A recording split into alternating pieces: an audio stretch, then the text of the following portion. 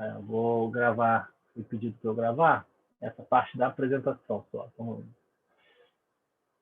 vamos lá. E, de novo, assim, se eu estou colocando aqui, é porque a gente acha que é necessário, que assim, é útil para algumas pessoas. Então, não fiquem com receio de perguntar alguma coisa ou não. Tá? Então, é um apoio de matemática que a gente vai fazer aqui. Só para dar os créditos, parte desse... Eu peguei parte das ideias no material do professor Carlos Arro, que ele usava para fazer apoio, mas no BCMT e tal. E também peguei outras coisas de outros lugares, mas como a parte desse material era dele, só para dar os créditos aqui. Então, como eu falei, né, a matemática é a ferramenta utilizada pela física, não tem para onde fugir. A física é muito conceitual, a gente tem que entender tudo, tem que entender como funciona a natureza, tem os conceitos, tem as leis da física, porém, para a gente resolver uma situação, para a gente conseguir quantitativamente conseguir descrever um movimento, falar de força, falar de rotação, falar de hidrostática, falar de qualquer assunto na física, a gente tem que, para quantificar isso, a gente estuda matemática. Então, a matemática é a nossa ferramenta. Então, por isso que é fundamental conseguir trabalhar bem com matemática, né? Então, a ideia dessa aula é cobrir apoio, conteúdos de matemática que podem não ter sido bem aprendidos, ou esquecidos, ou eventualmente nem dados, em alguns casos. Então, assim, a gente vai falar de matemática, mas eu vou falar das coisas que a gente vai usar, especialmente em Física 1. Tá? Nesse início, a gente vai falando de coisas, como eu falei, do ensino fundamental e ensino médio. Então, eu vou falar de expoente, fração, equação, função.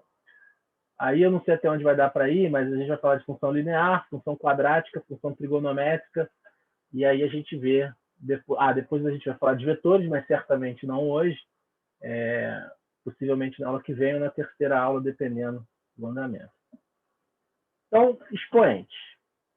Vocês obviamente sabem o que é expoente, mas vamos ver algumas propriedades aqui e coisas para que a coisa não fique mal entendida, né? O que é um expoente? Um expoente é quando eu tenho um número multiplicado n vezes por ele mesmo, a gente diz que isso é x elevado a n, né?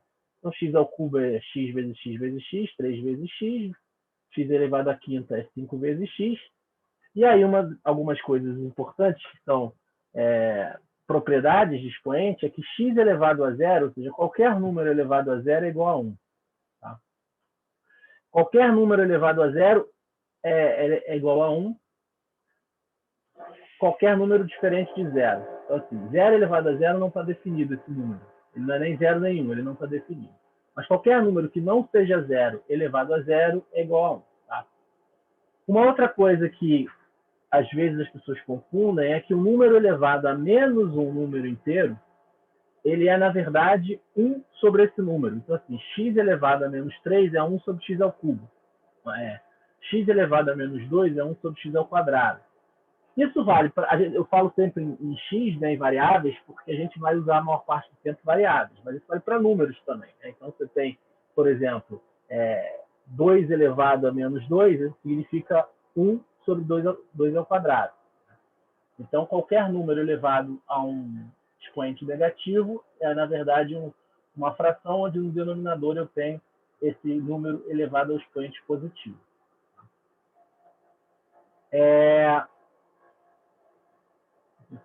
Ok. Aí, dos expoentes, a gente... Quando eu tenho um expoente inteiro, né, 1, 2, 3, 4, 5, isso é fácil fazer, é só multiplicar esse número de vezes. Se for menos esse número, a gente também 1 sobre o número elevado a n vezes. Só que a gente pode ter expoentes racionais também. Tá? O que são expoentes racionais? Raiz quadrada, raiz cúbica, etc. E tal. Então, se x elevado a 1 sobre n é a raiz enésima de x, então, aí nesse caso, quando eu estou falando x elevado a 1 sobre n, esse n é inteiro. Tá? Aí eu tenho duas opções. Esse n pode ser ímpar, 1, 3, 5, 7, etc., ou esse n pode ser par. Se esse n é ímpar, ou seja, 3, 5, ou seja, eu estou falando de x elevado a 1 terço, x elevado a 1 quinto, x elevado a 1 sétimo, e assim sucessivamente, o que vai acontecer? X elevado a 1 sobre esse número é o número y, tal que o y elevado a esse n é igual a x. Então, por exemplo, x elevado a 1/3. Quem é x elevado a 1/3? X elevado a 1/3 é o número y, tal que y elevado ao cubo é igual a x. Tá? Então, se eu pegar lá 8, por exemplo, 8 elevado a 1/3. Então, eu tenho a raiz cúbica de 8. Né? 8 elevado a 1/3, o que significa isso? 8 elevado a 1/3 é o número y que, elevado a 3, que era 1/3, elevado a 3 vai dar 8. Então, qual é o número que elevado a 3 vai dar 8? 2. Então, 2 ao cubo é igual a 8. Então, isso significa que 8 elevado a 1/3 é igual a 2. Tá? Então, assim funciona quando eu tenho expoentes racionais. Tá? Para o caso de expoente, para esse n ser ímpar, é só isso mesmo. Então, por exemplo, dando o outro exemplo, né? Se x é igual a -8, né? X é igual a -8. Deixa eu escrever isso aqui, que às vezes facilita, né? Desculpa que meu computador está bem lento, bem devagarzinho. Aí, quando eu tento fazer alguma coisa, ele às vezes demora, mas a gente chega lá. Então, nesse caso do expoente, então ficou como eu falei, se eu tenho 8 elevado a 1/3, isso vai ser igual a 2, por quê? Porque eu sei que 2 elevado ao cubo é igual a 8. Tá? Da mesma forma, se eu tiver -8 elevado a 1/3, isso vai ser igual a -2. Por quê? Porque eu sei que -2 elevado ao cubo, ou seja, -2 vezes -2 é igual a +4, vezes -2 é igual a -8. Então, eu consigo, se n é igual a ímpar, eu posso fazer assim, 1/3, 1/5, 1/7, etc. E tal. Bom, agora, se o n for par, aí eu já não posso fazer isso. Por que eu não posso fazer isso se o n for par? Deixa eu pagar isso. Tinha que ter um jeito. Eu consigo fazer. Pagar tudo de uma vez. Então, vamos lá. Por que eu não posso fazer isso se o n for par? Porque se o n for par, eu tenho que tomar cuidado se esse número é igual a 0, maior que 0 ou menor que 0. Se ele é igual a 0, x elevado a qualquer coisa, isso vai ser 0, né? Porque eu vou ter raiz de qualquer coisa de 0 vai ser 0, porque 0 elevado a qualquer coisa é igual a 0. Se o x for maior do que 0, funciona exatamente a mesma coisa que eu falei para o n igual a ímpar. Então, por exemplo, n igual a 2, né, para facilitar, raiz quadrada. Então, se eu pegar 4 elevado a meio, 4 elevado a meio vai ser igual a 2. Por quê? Porque 2 elevado a 2, né, o meio, o 2 vai ficar 2 elevado a 2, vai ser 4. Assim como se eu pegar 16 elevado a meio, 16 elevado a meio é 4, porque 4 ao quadrado é igual a 16. Agora, eu tenho que tomar cuidado, porque se o x for negativo, isso não vai funcionar. Por quê? Porque como o expoente é um número vezes ele mesmo, então se eu tiver um número negativo, não vai funcionar a mesma coisa, porque se eu pegar, por exemplo, -2 ao quadrado, -2 vezes -2 vai dar +4, não vai dar -4. Então, eu não tenho como ter um número elevado a ele mesmo, ou uma potência par dele, para ser mais geral, que vai dar um número negativo. Então, se eu estou tratando só de números reais, a raiz quadrada, a raiz quártica, se eu tiver um número negativo elevado a 1 sobre meio, 1 sobre 1 quarto, 1 sexto, 1 oitavo, eu não tenho resposta dentro do conjunto dos reais, que normalmente é o que a gente está tratando. Isso vai ser um número complexo, a gente não vai falar de número complexo em física 1, então a gente vai ignorar para a gente em física 1. Se eu tenho um número negativo elevado a um expoente racional com n positivo, isso não vai ter solução para a gente. Então tem que tomar um pouco de cuidado com essa questão de o número vezes ele mesmo, o número negativo vezes ele mesmo vai dar um número positivo. Isso não é verdade para o n ímpar, porque, por exemplo, -2 vezes -2 deu +4, mas quando eu multipliquei por -2, deu -8. Então, para n ímpares, isso funciona dessa forma. Para n pares, se o x for negativo, não vai ter solução. Tá? Bom, acho que até aqui não deve ter muito... Se tiver alguma dúvida, de novo, vocês podem parar e perguntar. Mas acho que até aqui deve estar tranquilo. Tá? Agora a gente entra em algumas outras considerações que já começa a ter um pouquinho mais de sofisticação na manipulação matemática. Quando eu tenho um expoente racional dessa forma, né, eu falei então como é que funciona para 1 sobre n. Então, se eu tenho x sobre n, então, por exemplo, x elevado a 2 terços, x elevado a 3 quartos, por exemplo. Como é que funciona isso? Então, vai funcionar da seguinte forma. Eu vou pegar o x elevado a 1 sobre n, primeiro, então eu vou fazer a raiz quadrada, a raiz cúbica, etc. E tal. E feito isso, eu vou elevar a potência m. Tá? Então, se eu fizer x elevado a 2 terços, isso vai ser raiz cúbica de x ao quadrado. Se for x elevado a menos m sobre n, menos uma fração aqui, né, de números inteiros, vai funcionar, como a gente falou que x elevado a menos alguma coisa é 1 sobre isso, é 1 sobre x elevado a m sobre n.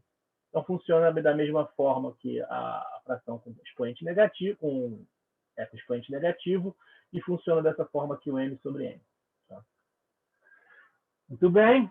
Então, só para dar um exemplo, 125 elevado a 2 terços. Quem que vai ser isso? 125 elevado a 2 terços, então eu tenho que fazer 125 elevado a 1 terço e depois elevar isso ao quadrado. O que é 125 elevado a 1 terço?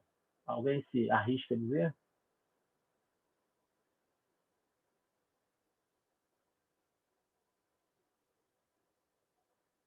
Isso aqui é a raiz cúbica de 125. Né? Qual número que elevado ao cubo vai dar 125? Número que elevado ao cubo vai dar 125 5, é 5. Exatamente, 5. Porque eu vou ter 5 eu vou ter 5 vezes 5 é igual a 25, vezes 20 vezes 5 é igual a 125. Então, esse número aqui é 5. Então, 125 elevado a 1 terço é 5. Como eu tenho quadrado aqui, 5 vezes 5, 25. Então, 125 elevado a 2 terços é igual a 25. Tá? Se eu tenho agora, só tomar cuidado, e isso é uma coisa que às vezes confunde bastante, a questão do sinal. Porque se eu tenho, por exemplo, menos 2 elevado ao quadrado elevado a meio. Como é que vai ser isso? Menos 2 elevado ao quadrado é menos 2 vezes menos 2 é igual a 4. Elevado a meio, isso é igual a 2. Tá? Então, por que eu estou colocando isso aqui? Porque se eu tenho raiz quadrada de 2, eu posso ter duas soluções possíveis. Desculpa, raiz quadrada de 4, né?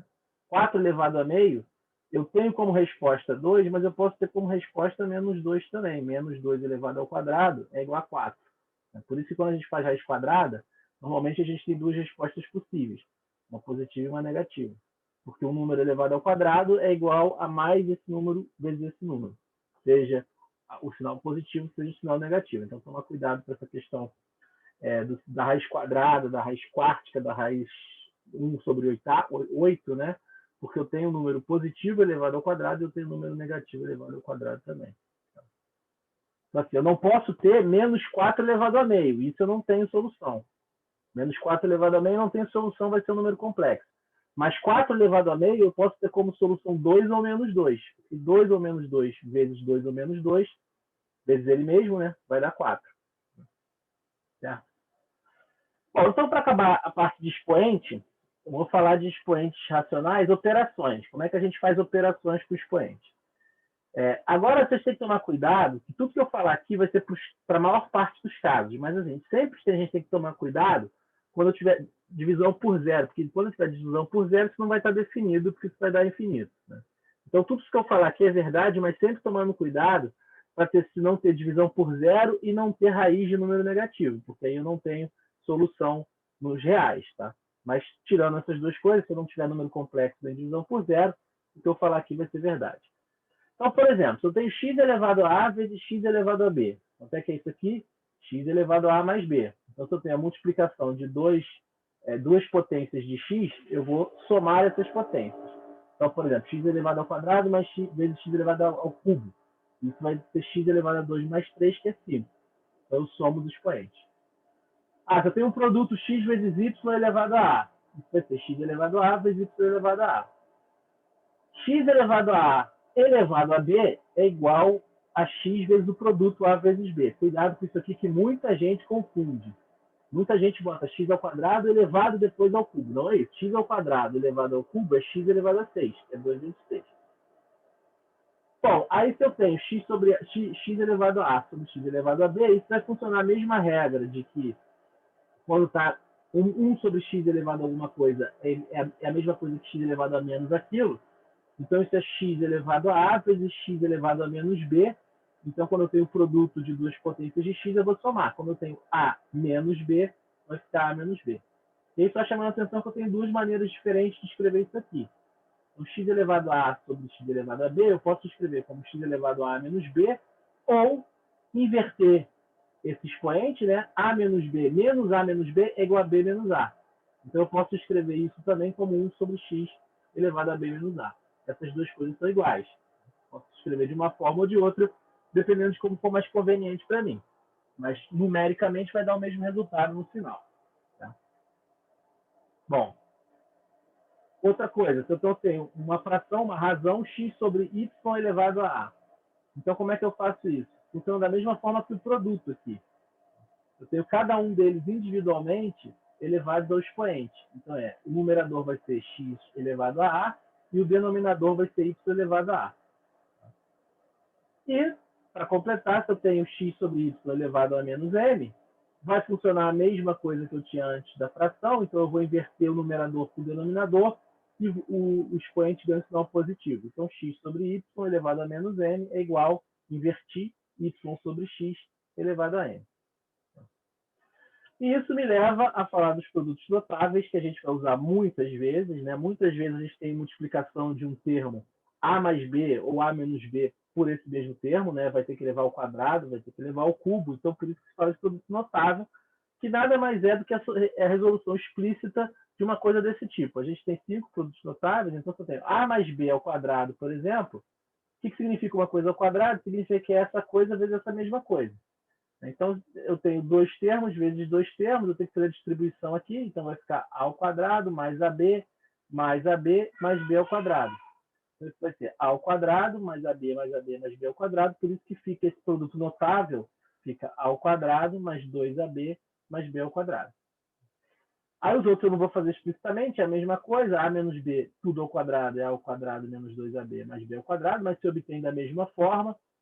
A mais b vezes a menos b é a ao quadrado menos b ao quadrado. A mais b ao cubo é a ao cubo mais 3a ao quadrado b e mais 3ab ao quadrado mais b ao cubo.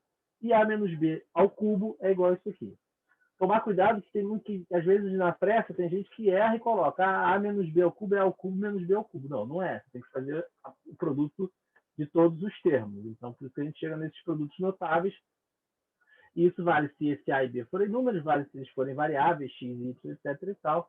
Então, esses são os produtos notáveis que a gente vai cair. Normalmente, a gente vai cair mais com os quadrados, né? Esses três primeiros aqui, mas, eventualmente, pode acontecer da gente cair com os cúbicos.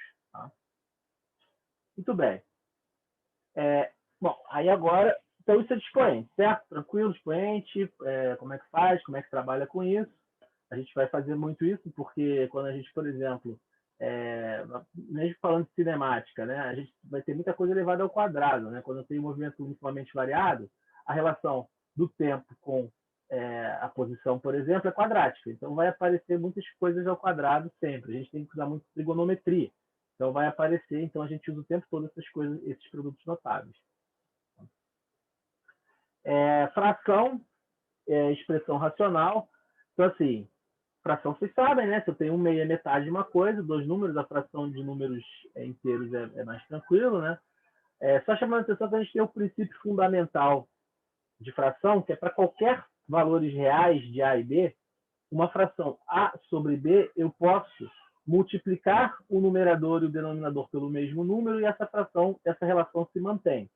Então, se eu tenho, sei lá, 2/3, eu posso multiplicar por 2 em cima e embaixo, isso vai ficar 4/6 e eu tenho a mesma relação se mantém.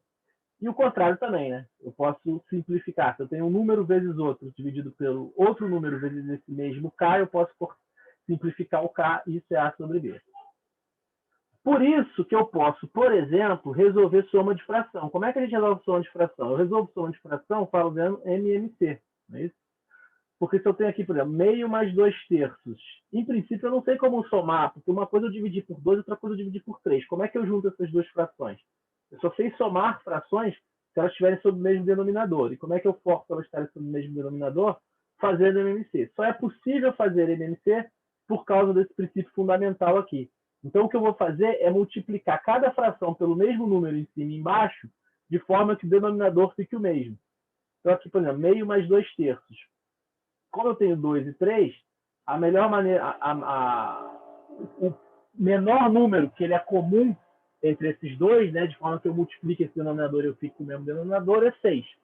Então, eu vou multiplicar essa primeira fração em cima e embaixo por 3, essa segunda por 2 em cima e embaixo. Com isso, embaixo eu vou ficar com 6, aqui eu vou ficar com 6. Então, dessa forma, eu consigo somar os numeradores, porque os denominadores são o mesmo. Então, aqui eu vou ter inteiro, 1 vezes 3 é 3, 2 vezes 2 é 4, então 3 mais 4, 7/6. Então, cuidado, porque sim.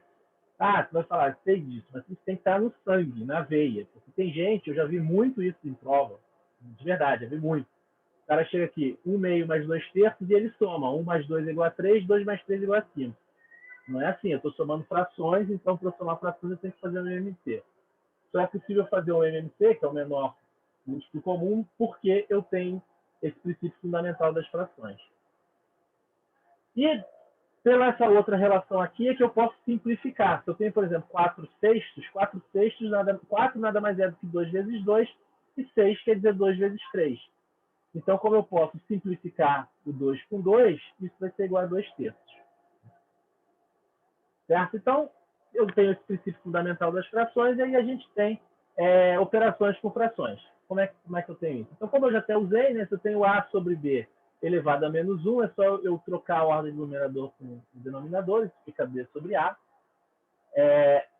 A sobre B vezes C sobre D, o que eu vou ter? Então, é uma multiplicação, então eu vou multiplicar os numeradores e multiplicar os denominadores. Então, vai ficar A vezes C sobre B vezes D.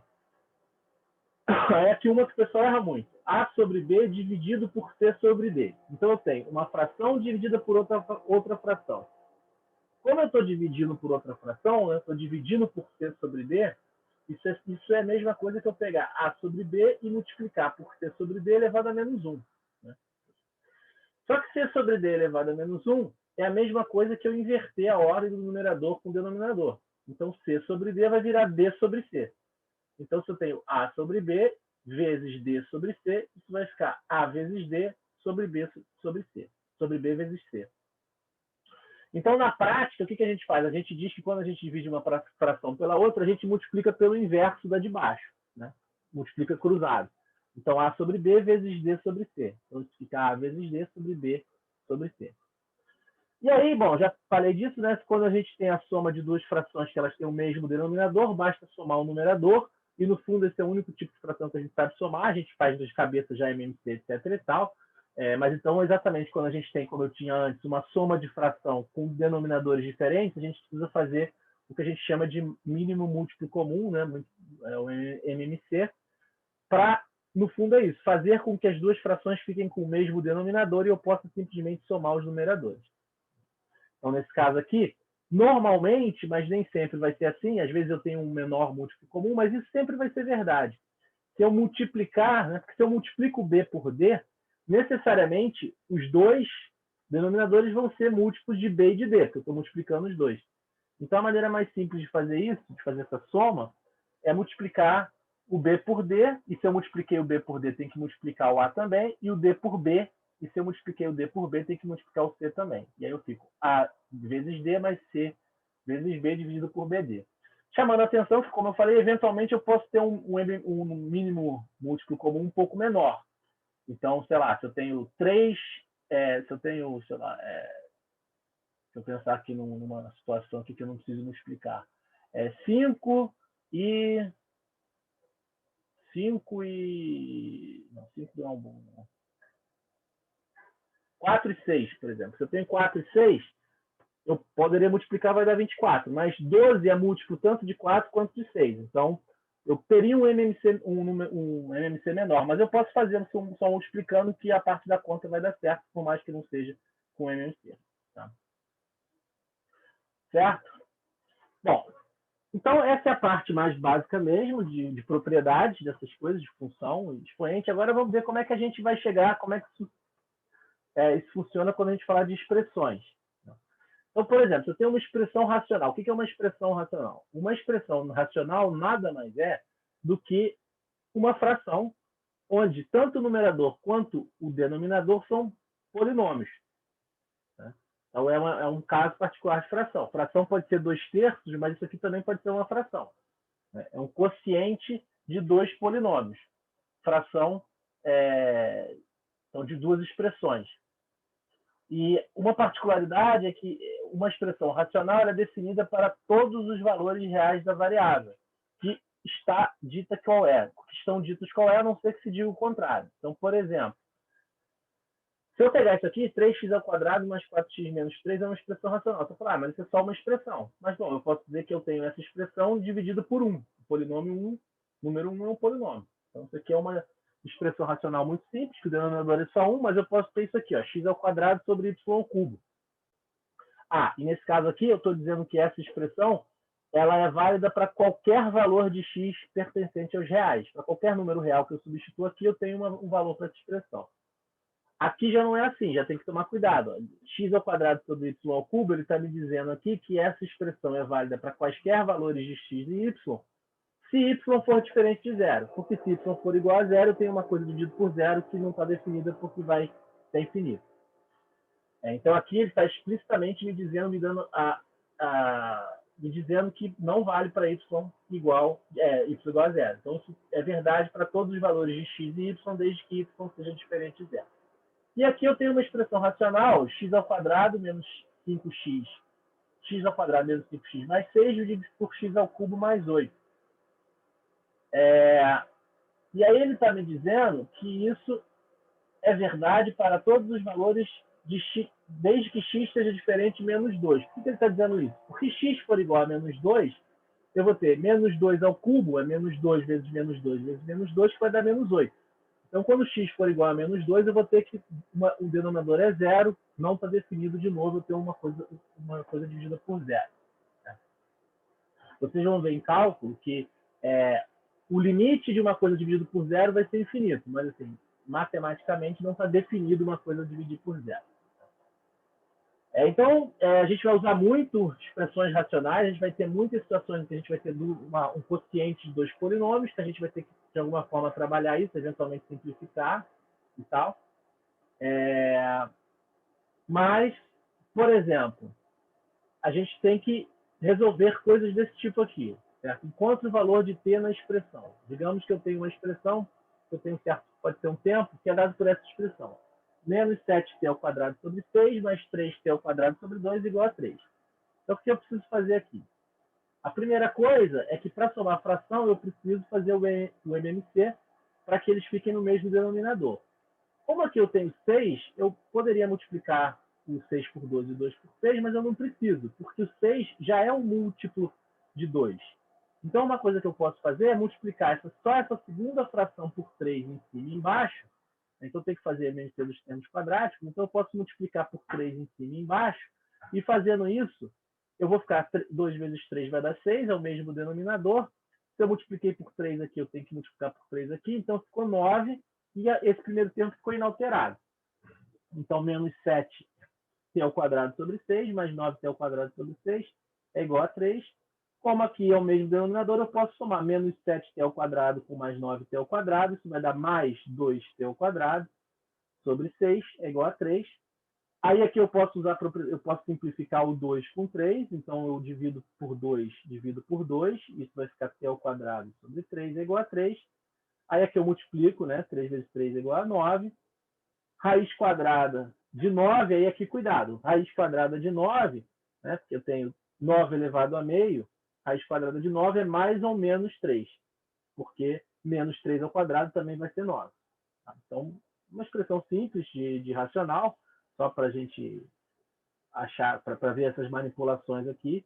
E assim, de novo, aí vai de cada um. Se vocês têm facilidade de trabalhar com essas equações, tranquilo. Se não tem, aí voltem lá, deem uma olhada, peguem exemplos da internet para fazer e tal, porque a gente tem esse tipo de manipulação o tempo todo. Aí aqui um exemplo um pouco mais, assim, Eu quero simplificar essa fração. Alguém tem alguma sugestão de como simplificar essa fração? X ao quadrado menos 2xy mais y ao quadrado sobre x ao quadrado menos y ao quadrado.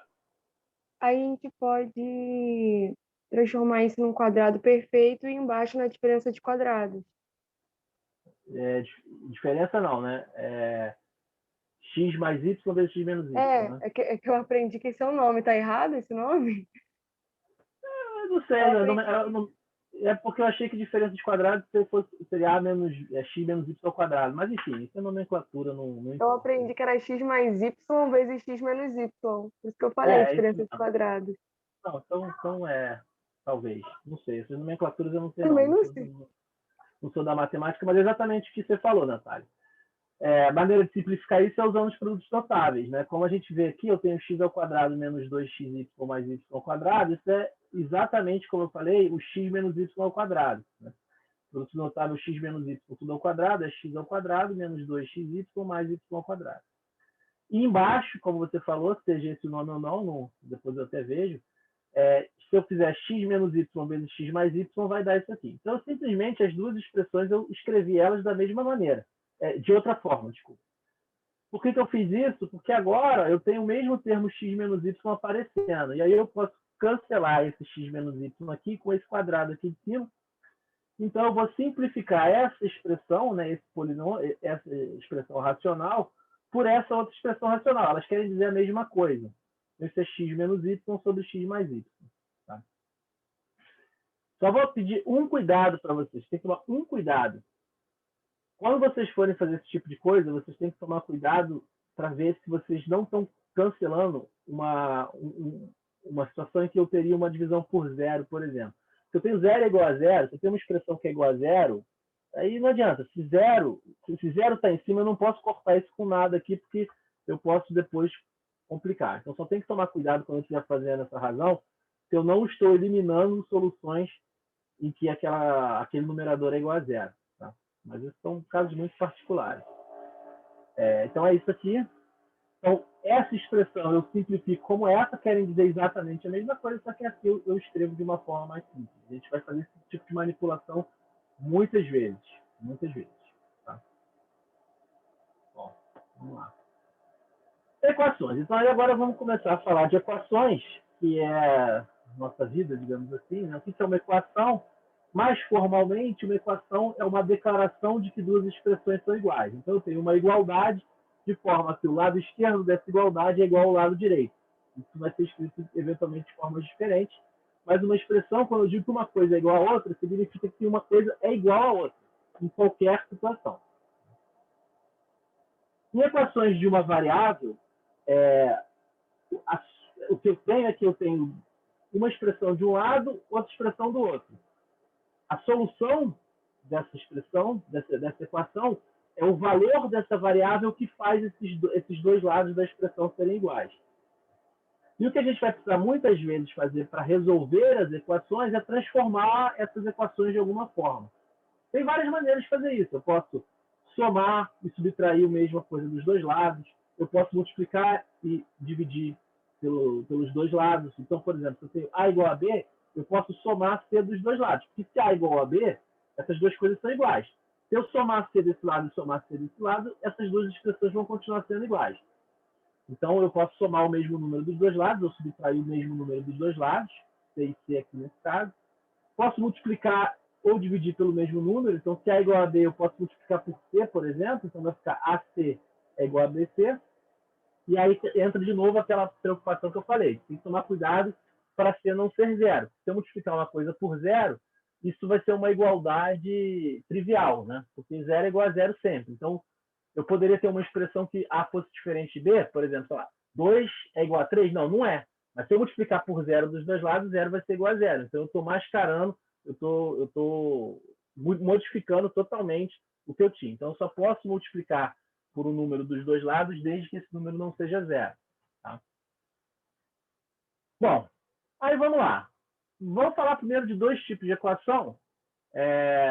Apareceu a bandeirinha antes da hora, mas enfim. A equação linear, o que é uma equação linear? É uma equação do seguinte tipo, ax mais b. E aí, sempre que eu tenha um polinômio de grau 1, eu tenho alguma coisa vezes x mais alguma constante, mesmo que eu tenha mais coisas vezes x e mais constantes, eu posso agrupar essas coisas vezes x, agrupar essas coisas que são constantes e posso sempre escrever uma equação linear desse tipo aqui. Ax mais b é igual a zero. Então, a solução para essa equação, lembra que eu falei? O que é a solução? É o valor da variável, a e b, quando eu faço assim, então eu estou supondo que são constantes. E x é a minha variável. X é a quantidade que está variando. Então, a solução dessa equação é o valor de x que faz essa expressão ser verdadeira. O único valor de x que vai fazer essa expressão ser verdadeira é x igual a menos b sobre a. Né? Porque eu faço, quando x for igual a menos b sobre a, o a cancela com a, menos b mais b igual a zero.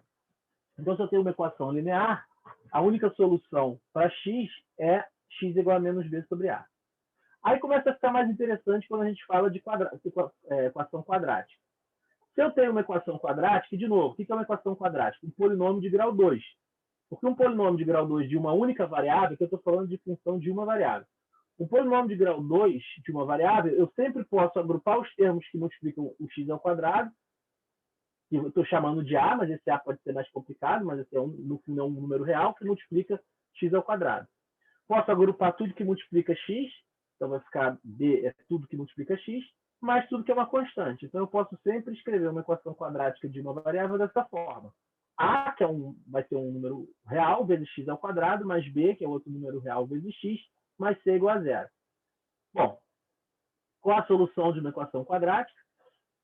A solução de uma equação quadrática a gente chama de fórmula de Bhaskara, que foi descoberta por esse camarada aí, esse indiano que viveu lá no século XII, chamado Bhaskara II, por isso que leva o nome de Bhaskara. E a solução, bom, dá para fazer a demonstração, não vem o caso aqui, mas o fato é que uma equação quadrática tem duas soluções em princípio, lembra? Por que isso? Porque uma coisa elevada ao quadrado e menos essa coisa elevada ao quadrado também vai ser solução, né?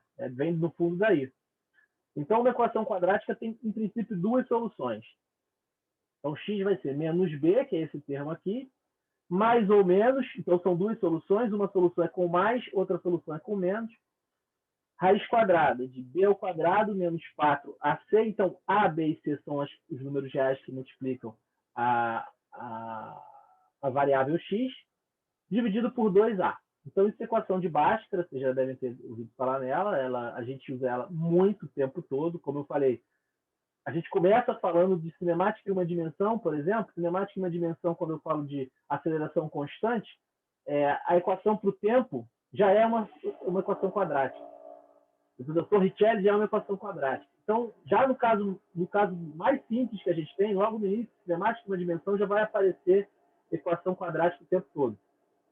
Então, a solução da equação quadrática tem duas soluções, dada pela fórmula de Bhaskara, menos b mais ou menos a raiz de b ao quadrado menos 4ac, dividido por 2a.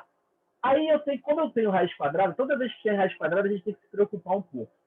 Né? Porque raiz quadrada de número negativo não existe. Né? O número negativo elevado a vezes ele mesmo vai dar positivo. Raiz quadrada é isso elevado a meio. Bom, então, o caso mais simples é o caso... isso está dentro desse argumento b ao quadrado menos 4ac, muitas vezes é chamado de delta. Então, se esse termo aqui, b ao quadrado menos 4ac, que do fundo é o que está dentro da raiz, dentro da raiz, se isso for igual a zero, o que acontece? As duas soluções da equação, na equação quadrática viram uma só, né? Se eu tenho alguma coisa mais zero e alguma coisa menos zero, é a mesma coisa. Então, se eu tenho esse argumento delta, né, b ao quadrado menos 4ac igual a zero, eu tenho uma única solução para esse x, que é uma única solução real. Se, como vai acontecer na maior parte das vezes, esse argumento for positivo, ou seja, b ao quadrado menos 4ac for maior do que zero, então eu tenho raiz quadrada de um número positivo, então eu tenho duas soluções.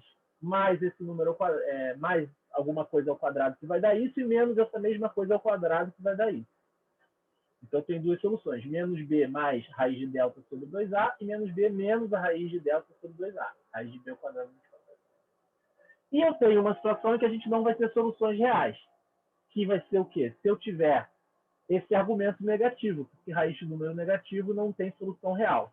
né? Então, a solução vai ser imaginária e para a gente aqui em física a gente não vai falar de número complexo, porque a gente não vai falar, a gente só está trabalhando, a gente vai trabalhar com tempo, posição, velocidade, que são quantidades reais, né? A gente não vai ter quantidades complexas aqui. Então, tem que tomar cuidado quando eu estiver numa equação quadrática, porque se o argumento da raiz quadrada for negativo, eu não tenho solução. Tá? E se for positivo, então eu tenho duas soluções, e se for igual a zero, eu tenho uma única solução, que é menos b sobre 2a. Tá? Então, vou fazer um exemplo aqui. Assim que meu computador se dignar a mudar de página. Pronto. Então, vamos lá. Seja o triângulo retângulo ao lado. Determine x. Não importa as unidades, nesse caso, unidades arbitrárias, mas eu tenho um lado que é x, um lado que é x mais 1 e um lado que é x mais 2. E aí? Como é que eu acho x? Quem é x?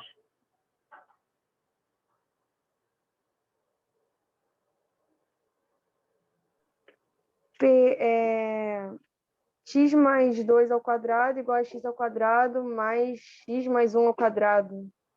Vou usar Pitágoras, certo? Quando eu tenho um triângulo retângulo, a gente usa Pitágoras.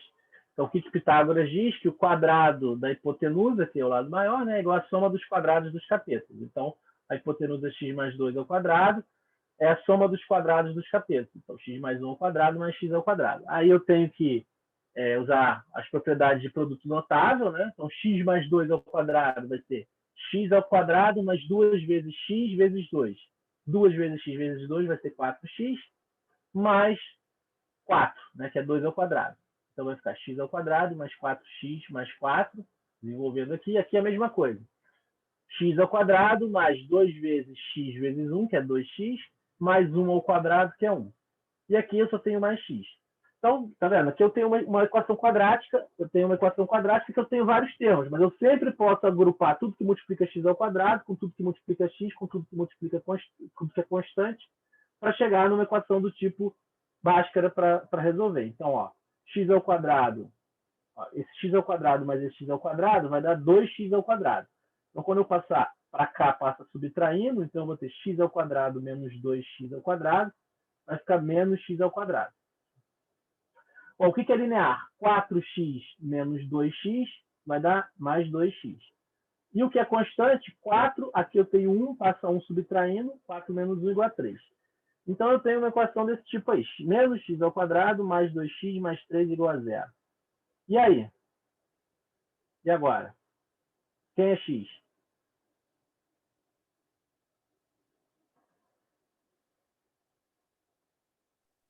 Agora tem que usar a forma de Bhaskara, né? Tem que usar a fórmula de Bhaskara, exatamente, né? O que diz a fórmula de Bhaskara? A gente tem que ver que toda vez que eu tiver uma coisa desse tipo, eu vou ter que a solução, eu tenho no princípio duas soluções, menos b mais ou menos a raiz de b ao quadrado, menos 4ac sobre 2. Tá? Quem vai ser b nessa equação aqui? C2, certo? Quem vai ser A? Aí cuidado, porque esse aqui é um caso que às vezes as pessoas se confundem. A vai ser menos 1, tá? Porque a forma de baixo é A vezes x ao quadrado. Se está multiplicando x ao quadrado é menos 1. Então A vai ser menos 1, B vai ser 2 e C vai ser 3. Então eu vou aplicar a Bhaskara aqui, menos B, menos 2, mais ou menos a raiz de B ao quadrado, que é 4, menos 4ac. Menos 4 vezes menos 1 vezes 3. Menos 4 vezes menos 1 dá mais 4 vezes 3 dá 12. Então, menos 2, mais ou menos a raiz de 4 mais 12, sobre menos 2. Porque eu tenho 2a, a igual a menos 1, sobre menos 2. Então, eu vou ter 4 mais 12, 16. Então, isso é 2 mais ou menos a raiz de 16 sobre 2. Então, eu tenho duas soluções em princípio. 2 mais raiz de 16 sobre 2 e 2 menos raiz de 16 sobre 2. Olá. Olá, bom dia para quem entrou aí. Raiz quadrada de 16, então o número que é elevado ao quadrado vai dar 16, é 4. Né? Então, eu vou ter 2 dividido por 2, vou simplificar, vai dar 1. Aqui eu vou dar 4, mais ou menos 4, dividido por 2, vai dar 2. Bom, esse menos aqui com 2, menos com menos deu mais. Aqui, como era mais ou menos, tanto faz, né? Porque eu troquei um sinal pelo outro, então ficou a mesma coisa. Então, em princípio, eu tenho duas... Diga. Alguém falou alguma coisa? Acho que não, professor. Ah, tá, desculpa. Então, em princípio, eu tenho duas soluções. X é igual a 3, x1 igual a 3 e x2 igual a menos 1. E aí? O que vocês me dizem? Qual é a raiz que a gente tem que usar? O x que você está falando? O que significa eu ter esses dois valores e o que eu digo qual é o meu valor de x? Então, você tem que utilizar o valor positivo, porque não tem medição negativa.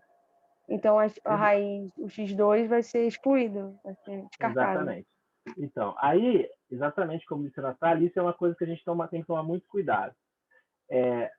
Expressões matemáticas, elas são válidas, assim, se eu substituir x por menos 1 aqui, isso é a solução dessa equação. Só que a gente está trabalhando com o mundo real. Essa é um pouco a diferença entre nós físicos e os matemáticos. A gente ficou meio bravo às vezes quando fala isso, mas é isso. Você pode ter toda a manipulação matemática das expressões matemáticas, mas para a gente só vai estar interessado em soluções reais. Então, como a Natália falou, não existe um comprimento negativo. Comprimento é um tamanho. Eu não estou falando de posição. Posição pode ser negativa. Mas comprimento de um triângulo é um tamanho. Então, a gente tem as expressões matemáticas, mas a todo tempo a gente tem que estar avaliando se elas fazem sentido. E nesse caso só faz sentido ter soluções positivas, porque o tamanho de um lado de um triângulo tem que ser positivo. Então a gente joga fora essa segunda solução e aí a gente chega à conclusão que o lado que x é igual a 3. Então um triângulo dessa forma aqui, que um lado seja x, um lado seja x mais 1, um lado seja x mais 2, vai ser um triângulo de lados 3, 4 e 5. Né? 3, 4 que é 3 mais 1 e 5 que é 3 mais 2. Se por acaso eu tivesse duas soluções positivas, isso significaria que eu teria dois tipos de triângulo com tamanhos diferentes, onde essa expressão aqui seria verdadeira. Mas no caso eu só tenho uma única solução para um tamanho de triângulo, para um triângulo de tamanhos cujos tamanhos são positivos. Tá? Bom, então isso é Bhaskara, então a gente vai usar muito Bhaskara, porque, como eu falei, a gente já começa em cinemática em uma dimensão caindo em equações quadráticas o tempo todo, então Bhaskara tem que estar muito bem entendido. Cuidado com essa coisa de avaliar se o argumento é possível ou não, né? Positivo maior ou igual a zero. E uma coisa que o pessoal costuma esquecer muito é o A, né? Porque muitas vezes a gente divide tudo por A para ficar x ao quadrado, mas se não fizer isso, é dividido por 2A, não é dividido só por 2. Né? Muita gente às vezes esquece o A na hora do denominador. Muito bem, então essa é a solução. Nessas unidades arbitrárias aqui, o triângulo de lado 3, 4 e 5. Sistema de equações. E aí é uma coisa que, assim, sistema de equações eu vou falar um pouco para vocês, mas a gente só aprende a resolver sistema de equações, de fato, resolvendo. Vocês vão ter que resolver para pegar o traquejo, ver como é que funciona isso. Tá? O que significa resolver um sistema de equações? Digamos que eu tenho mais de uma equação relacionando as mesmas variáveis. Então, aqui eu tenho uma única equação que diz qual o valor correto de x. Então, eu consigo solucionar essa equação de alguma forma. Um sistema de equações vai ocorrer quando eu tiver mais de uma equação, várias equações, duas ou mais equações, relacionando as mesmas variáveis. Então, resolver um sistema de equações é o procedimento de encontrar quais as variáveis vão ser verdadeiras. Qual o valor das variáveis que vão tornar as equações verdadeiras. E o que vocês têm que ter na cabeça é que se eu tenho um sistema de equações, significa que todas as equações são individualmente corretas. Então, o valor das variáveis tem que ser tal que vai tornar a primeira correta, a segunda correta, a terceira correta. Então, elas vão ser sempre corretas. Como que a gente resolve o sistema de equações? Tem muitas maneiras de resolver o sistema de equações. Coisas mais simples que a gente costuma fazer. Normalmente, eu tenho 2, 3 equações. Uma coisa que costuma simplificar se eu conseguir fazer isso, é isolar uma variável. Então, por exemplo, quando você fala x é igual a alguma coisa. Isolei essa variável x. Então, nas outras equações, eu vou substituir onde tinha x, vou substituir o valor dessa quantidade que eu isolei. Por exemplo, Nem sempre é possível isolar de cara uma variável. Mas, às vezes, isso costuma ser mais simples. Outra coisa que eu posso fazer, somar e subtrair equações. Se uma equação está me dizendo que o que está do lado esquerdo é igual ao que está do lado direito, isso aqui é igual a isso. Então, eu posso, por exemplo, somar esse lado por um valor, somar o outro lado por outro valor, e isso vai continuar sendo verdade. Tá? E uma coisa importante, antes de sair fazendo conta e resolvendo um sistema de equação, a gente só consegue solucionar um sistema de equações se eu tiver pelo menos o mesmo número de equações do que incógnitas. Então, assim, se eu tenho três variáveis, três incógnitas, né, três variáveis, e só duas equações, esse sistema ele não vai ter solução. Porque se eu tenho três variáveis, eu preciso ter pelo menos três equações para conseguir solucionar o sistema de equações. É claro que se eu tenho duas equações, eu consigo encontrar algumas relações entre essas variáveis que são verdadeiras e que podem ser úteis para alguma coisa. Mas solucionar e encontrar o valor das variáveis que tornam essas equações verdadeiras, eu preciso ter pelo menos o mesmo número de equações que eu tenho de variáveis. Tá?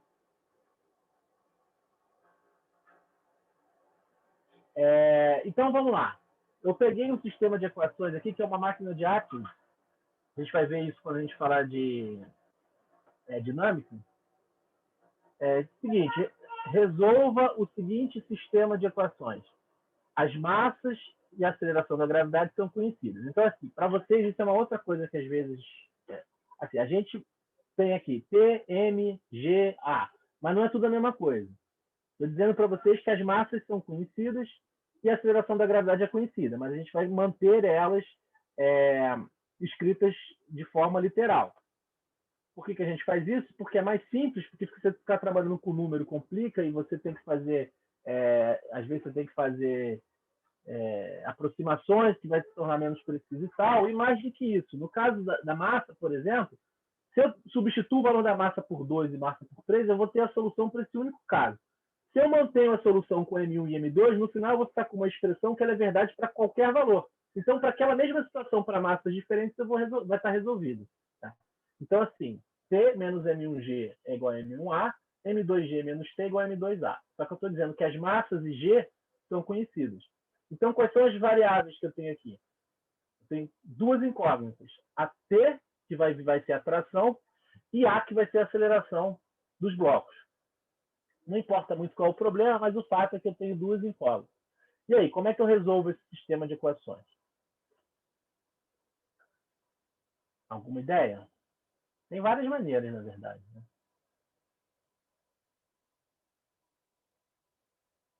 Mas você pode isolar uma variável e colocar na outra, tipo assim, jogar o mg vezes a gravidade para um lado e substituir o t no outro. Ou então fazer pela adição. Exatamente. Então, eu vou seguir a sugestão da Natália, porque eu já tinha preparado isso. Então, eu posso somar as duas equações. O que significa somar duas equações? Então, só cuidado com isso. Assim. Quando eu tenho duas equações, significa que o lado esquerdo é igual ao lado direito das duas equações. Então, se isso é igual a isso, eu posso substituir um pelo outro, não tem problema. Quando eu somo duas equações, o que eu vou fazer? Vou somar o lado esquerdo com o lado esquerdo, vou somar o lado direito com o lado direito. Então, quando eu somar essas duas aqui, quanto é que vai dar? O T, vão somando essas duas equações. Vou somar o lado esquerdo com o lado esquerdo. Por que eu vou fazer isso? Porque aí eu vou cancelar o T com T. Que é T menos T vai dar zero. Então, do lado esquerdo, eu vou ficar com M2G menos M1G. E do lado direito, eu vou ficar com M1A mais M2A. Certo? Eu somei. Então, assim, eu acabei eliminando o T, dessa maneira, somando as duas equações. Então, ficou M2G menos M1G, que eu posso colocar em evidência. Então, vai ficar, só trocando de lado, M1 mais M2A é igual a M2 menos M1G. Então, eu vou solucionar, eu vou ter a solução da primeira variável, da primeira incógnita, A é igual a M2 menos M1 sobre M1 mais M2 vezes G.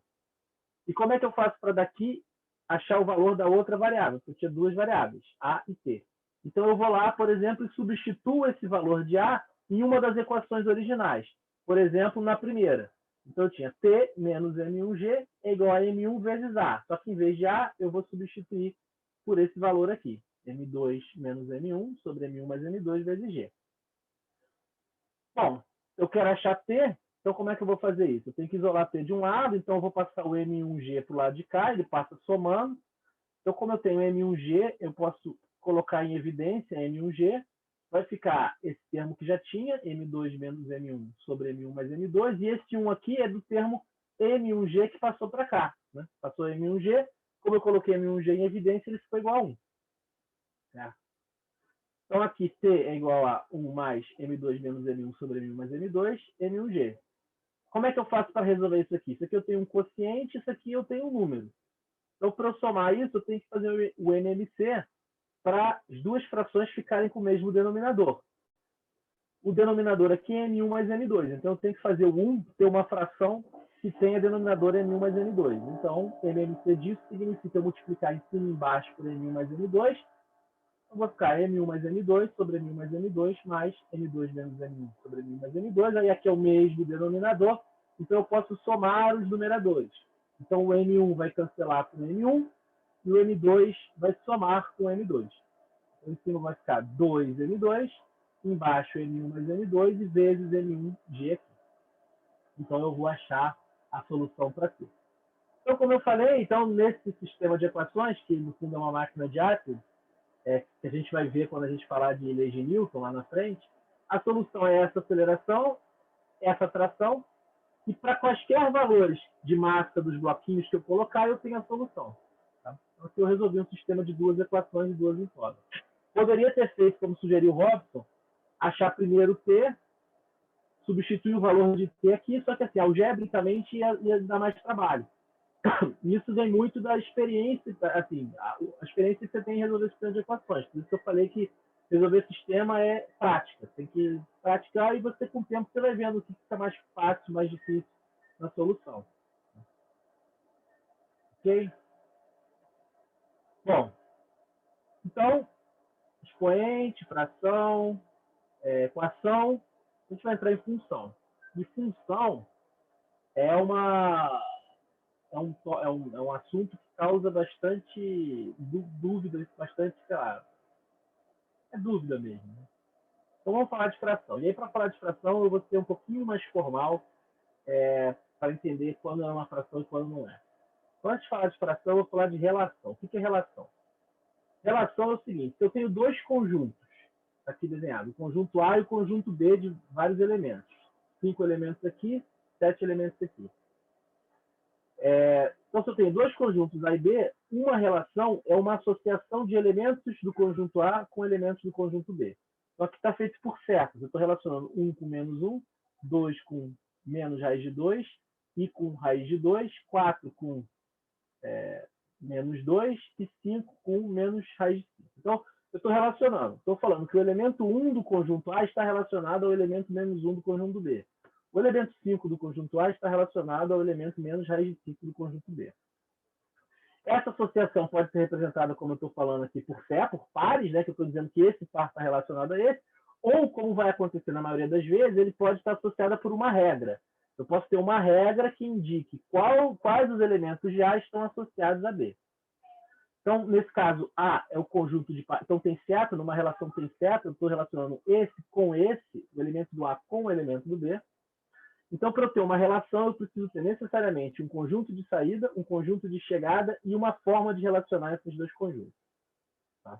E esses elementos que eu estou relacionando formam um par ordenado. Então, esse par ordenado, por exemplo, pode ser A e B. Então, aqui os pares ordenados seriam 1 menos 1, 5 menos raiz de 5, 2 menos raiz de 2, 2 menos raiz de 2, 4 menos 2. Então, você nota que eu estou... O mesmo elemento eu estou relacionando a dois outros. Eu posso ter, não tem problema. Desde que a regra esteja definida. Então, aqui explicitamente. Agora, vou ter aqui 5 elementos. Desculpa, vou ter um conjunto com 5 elementos. 1, 2, 3, 4, 5, aquele que eu mostrei. E B, menos raiz de 7, menos raiz de 5, menos 2, menos raiz de 2, menos 1, 3 e raiz de 2. Então, aqui eu tenho 7 elementos. Aí o que eu estou falando aqui, nesse caso eu vou dar explicitamente quais são os pares ordenados dessa relação.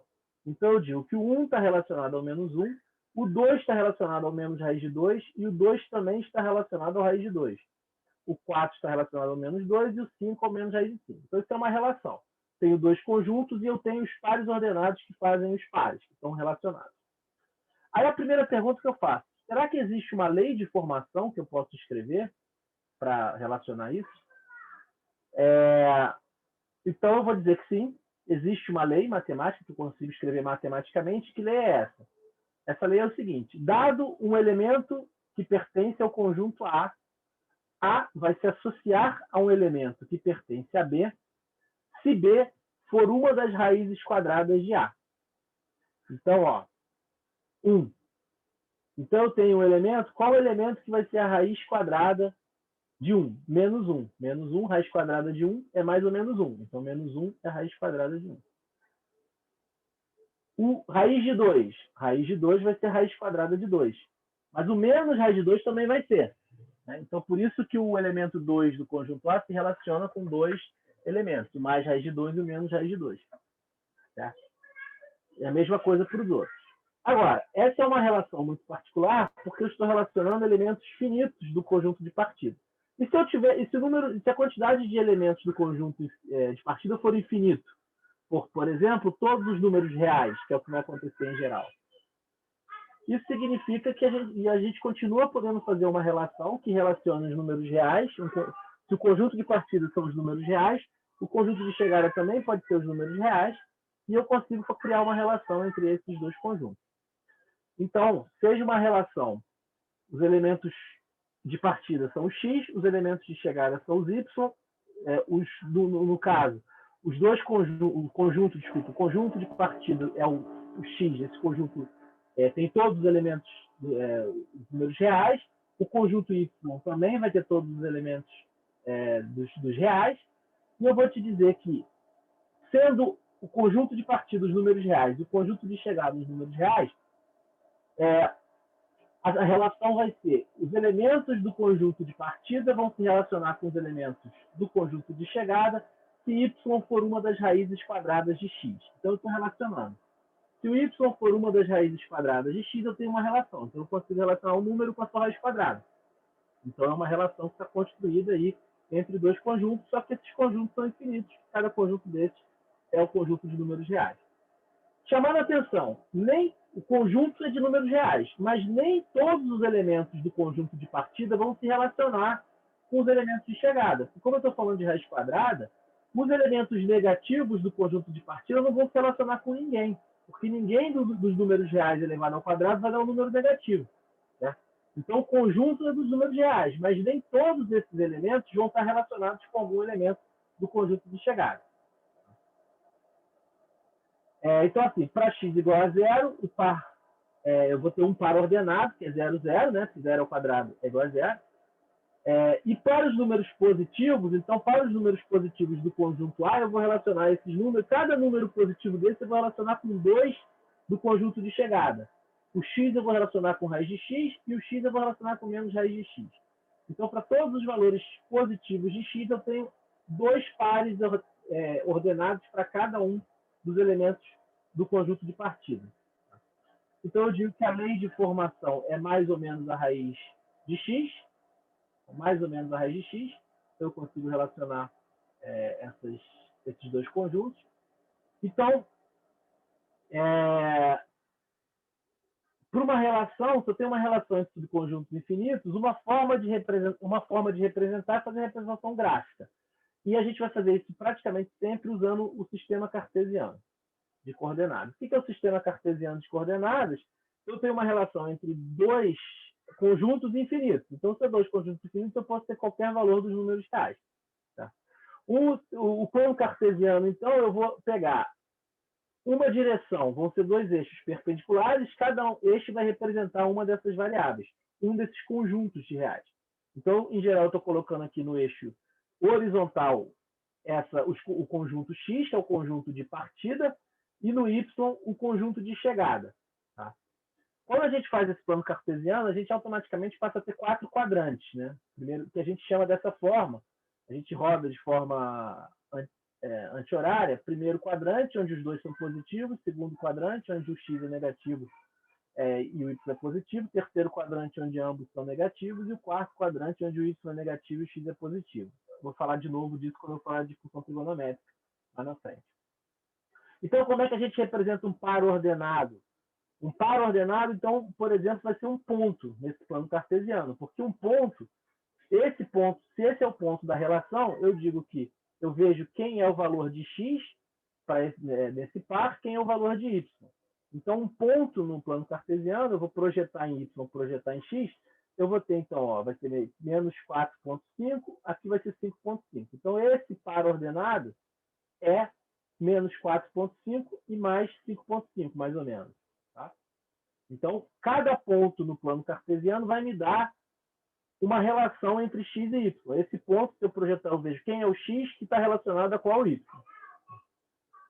No meu caso lá, aqui, ó, qual era a minha relação? A minha relação entre y e x era mais ou menos a raiz de x. Então, como é que é o gráfico de mais ou menos a raiz de x? A raiz de x, isso aí.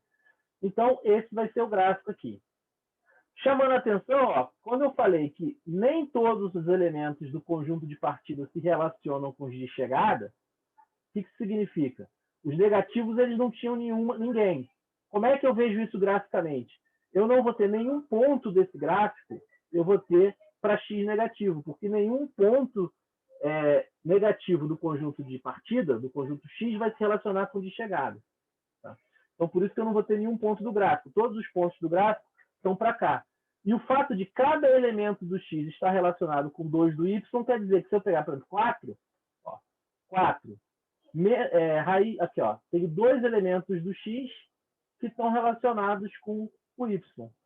Certo? Mais ou menos a raiz de x vai ser y. Então, para y igual a 4, eu tenho mais ou menos... desculpa, para y igual a 2, y igual a mais ou menos 2 estão relacionados com x igual a 4. Porque raiz de 4, para o mesmo valor de x, 4, raiz de 4, eu vou ter tanto mais 2 quanto menos 2 relacionados a esse mesmo ponto x igual a 4. Certo? Então, essa é uma relação numérica. Pelo gráfico, no plano cartesiano, a gente consegue encontrar essa relação. E a gente está vendo que uma relação, mesmo valor de um conjunto, pode estar relacionada a mais de um valor do outro conjunto, nesse gráfico. Ah, ok. E o que é função? Como é que função se relaciona com relação? Então, o que é uma função? Função, basicamente, dados os conjuntos A e B, uma função é uma relação de A em B, onde cada elemento do conjunto de partida está associado a um único elemento do conjunto de chegada. Então, isso já é uma restrição, por exemplo, no que é uma função a partir da relação. Outro ponto, todos os elementos do conjunto de partida têm uma relação, ou seja, dado um conjunto de partida, para qualquer valor desse conjunto de partida, eu tenho que saber quem é eu tenho que ter um correspondente da chegada. A gente chama de o conjunto de partida, a gente chama de domínio da função, o conjunto de chegada a gente chama do contradomínio da função. E a gente chama, aí vou ter que tomar cuidado, porque assim, uma função de todos os elementos de saída tem que ter o de chegada, mas a recíproca não é verdadeira. Nem todos os elementos do conjunto de chegada precisam estar relacionados a alguém. Então, todos os elementos do domínio estão correspondidos com alguém, mas nem todos os elementos do contradomínio têm uma correspondência. Então, como a gente tem essa diferenciação, a gente chama de imagem o subconjunto do contradomínio que tem uma relação. Então, imagem vai ser todos os pontos do conjunto de chegada que se relacionam com alguém do conjunto de partida. E a gente vai quase sempre só falar de funções reais, que é uma função real, é uma função em que o domínio e o contradomínio são os números reais. Então, isso aqui é uma função? Uma pergunta para vocês.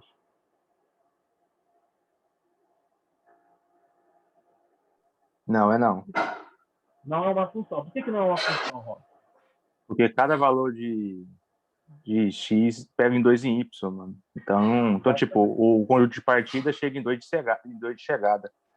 Exatamente. Então, isso aqui não é uma função, porque apesar de eu ter uma relação bem definida, para ser uma função, eu preciso que cada elemento, como o Robson falou, de x, só tenha um correspondente em y. E aqui eu vejo que para cada valor de x, eu tenho 2 correspondentes em y, tirando o 0. 0, 0 é o único que tem um único valor correspondente. Todos os outros têm 2. Então, isso não é uma função. Já o contrário poderia ser uma função. Porque eu não tenho problema de o mesmo valor de partida ter 2 de chegada. O que eu não posso é, para um único valor de partida, ter 2 de chegada, porque isso aí não é uma função, não vai estar definido, porque quando eu falo de função, eu tenho que ter na cabeça que eu tenho uma variável que vai me levar em outra. Se essa variável vai me levar em 2 possibilidades, eu não vou saber qual vai ser essa possibilidade. Então, por isso que não vai ser muito útil, por isso que define função um pouco dessa forma. Professor, Diga. eu tinha aprendido, agora eu não sei com quem, que para a gente reconhecer uma função de modo mais rápido, é só fazer linhas verticais, se eu não me engano. Isso está certo? Não, então, a questão é que isso vem do mesmo lugar, né? Linhas verticais, porque a questão é que você faz linhas verticais, o que significam linhas verticais? Você está pegando os valores de x, certo? São os valores do ponto de partida. Então, se você faz linha vertical e nessa linha vertical essa linha vertical cruza o gráfico em mais de um ponto, isso significa que você tem 2 valores. Certo? Aí não pode. Aí não pode. Sim. Porque o mesmo valor de x tem 2 valores. Tá? Então, você tem que pegar linhas... porque, no fundo, é isso. Porque linhas verticais, você pega aqui uma linha vertical em 3. O que você está fazendo? Você está, no fundo, botando uma régua e vendo qual o valor de x igual a 3 corresponde a y. E aí, nesse caso aqui, você vai ter 2 valores. Esse aqui e esse aqui. Vai ser menos 1,7 mais 1,7. Isso significa que você tem 2 valores, então você não vai ter uma função por conta disso. Aqui, ó, tem exemplos de função. F de x é igual a x ao cubo menos 2x mais 5x mais 4, com x pertencente a R. Por que isso é uma função? Porque para cada valor de x, você vai ter um único valor de y, de f de x, desculpa. Né? Porque para cada valor de x, você vai substituir nessa equação e isso vai te dar uma única solução em y. Isso é uma função. Além disso, para qualquer valor de x pertencente aos reais, você pode substituir esse valor de x nessa expressão que você vai encontrar um f de x. Então, essa expressão aqui, se o seu domínio são o conjunto dos reais, essa expressão aqui é uma função. Por quê? Para qualquer valor de x, eu tenho um valor de chegada, de f de x, e para cada valor de x, eu tenho um único valor de chegada. Certo? Então, isso é uma função. Bom, aqui está repetido, não sei por causa de quê, mas enfim. A gente muitas vezes diz que y é igual a f de x, que é igual a uma expressão. Então, no fundo, essa variável em y aqui está sendo a variável de chegada. Né? Então, a gente normalmente chama isso de y, não que seja uma regra, mas a gente usa muito isso. E aqui vai ser y, aqui vai ser x. No caso do gráfico, por exemplo, isso aqui é um gráfico. Isso aqui é uma função? Sim, isso é uma função. Por quê? Ele não está completando tudo, ele teria que continuar. Né? Não, desculpa. Aqui ele está dizendo, ele está marcado x1 e x2, eu esqueci de escrever aqui, mas o domínio dessa função são os valores reais entre x1 e x2. Então, você vai ver que entre todos os valores entre x1 e entre x2, o valor de x tem um correspondente em y e tem um único correspondente em y. Então, isso aqui é uma função. E vocês notem que, ao contrário do que acontecia aqui, né, porque o valor de x tinha 2y, então isso não era uma função. Mas isso aqui pode acontecer. Para o mesmo valor de y, eu posso ter vários x diferentes. Não tem problema. Para ser uma função, por isso que é importante na função a gente definir de onde a gente está saindo e para onde a gente está chegando. Então a gente está saindo do x. Então, para todos os valores de x entre x1 e x2, eu tenho uma correspondência única em y. Então, isso é uma função. Tá? Um outro exemplo de função, y é igual a raiz de x, só que aqui, cuidado, isso só vai ser uma função se o meu domínio forem só os números positivos, os reais positivos. Por quê? Porque se eu tiver um real negativo, senão vai me dar um número real. Então, para isso ser uma função positiva, ela só vai ser uma função positiva se o meu domínio for os números reais positivos. Então, para eu saber se é uma função, tem que saber a relação e tem que saber também o conjunto, qual é o domínio. Então, se eu falo, por exemplo, que o domínio é reais, isso aqui não seria uma função, porque para os valores negativos de x eu não tenho relação com isso. Mas se eu digo que o domínio são só os valores positivos dos números reais, eu posso ter que ser uma função, porque para todos os valores positivos dos números reais, eu tenho uma solução em y. Tá? Então, Esses dois gráficos aí, vocês acham que os dois são função, nenhum dos dois é função, só um é função, e se for, qual é?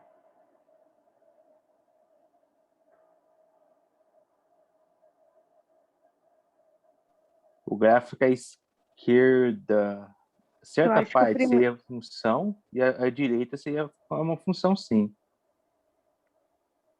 Eu acho que o primeiro não é não, do lado do segundo e terceiro quadrante. Ah, e o segundo?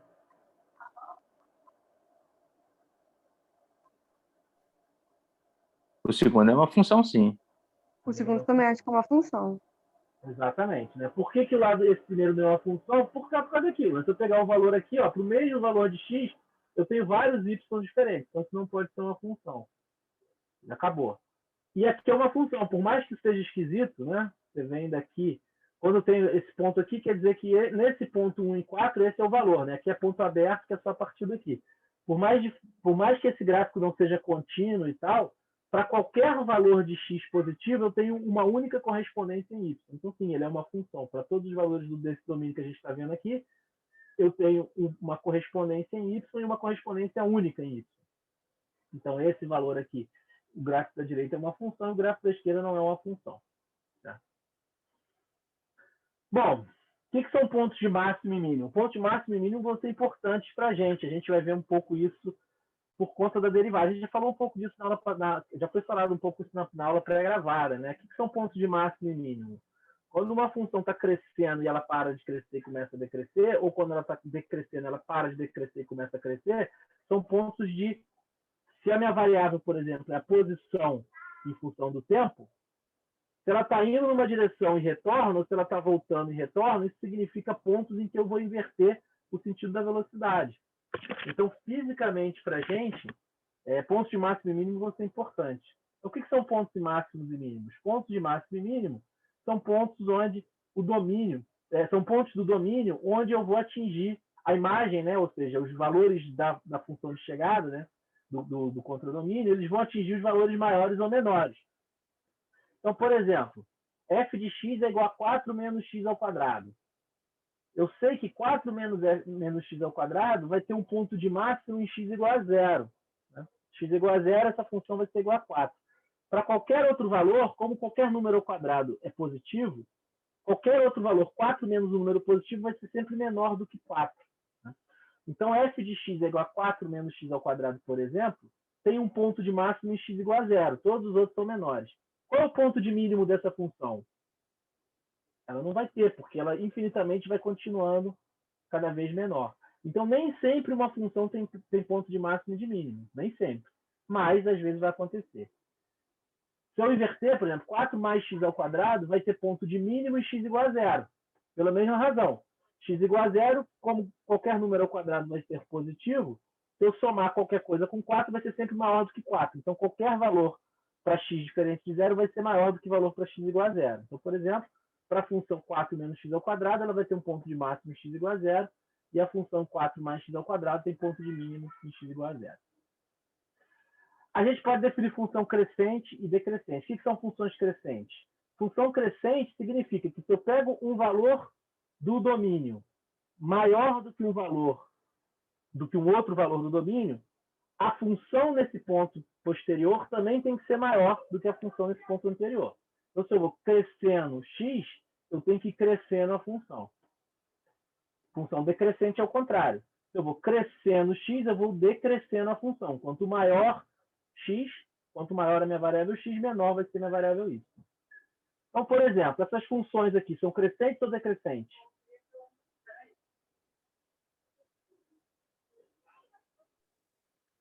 A primeira é decrescente, a segunda é crescente. Exato, né? Porque isso aqui, quanto maior o valor de x, mais negativo fica isso, ou seja, vai diminuindo. E esse aqui, não, quanto maior o valor de x, mais vai aumentando a função. Você vê que a constante não importa para saber se ela é crescente ou decrescente, porque a constante vai simplesmente jogar o seu gráfico para cima ou para baixo. Todo mundo, né? Então não vai importar para essa variação. E a função ser crescente ou decrescente, vocês viram que tem a ver com derivada, né? A taxa de variação, quanto está variando a função. Enfim, então só para botar o gráfico dessa função aqui é essa reta para baixo, o gráfico dessa função é essa reta para cima. Então, pelo gráfico, a gente vê, talvez mais explicitamente, que essa função decresce e essa função cresce. Aqui, por exemplo, eu tenho mais duas funções, crescente e decrescente.